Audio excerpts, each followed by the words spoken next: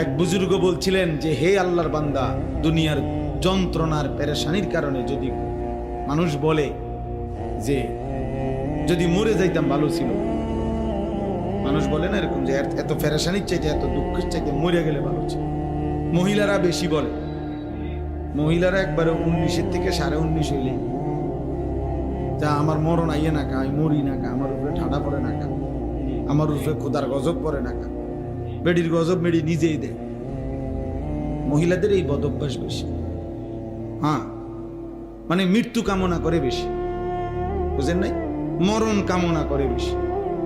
তাহলে ওই আল্লাহর ওলি বলছেন যে হে আল্লাহর বান্দা, দুনিয়ার পেরেশানি থেকে তো তুমি মনে মনে কামনা করিলা যে যদি মরে যাইতাম পেরেশানি মুক্ত হইতাম।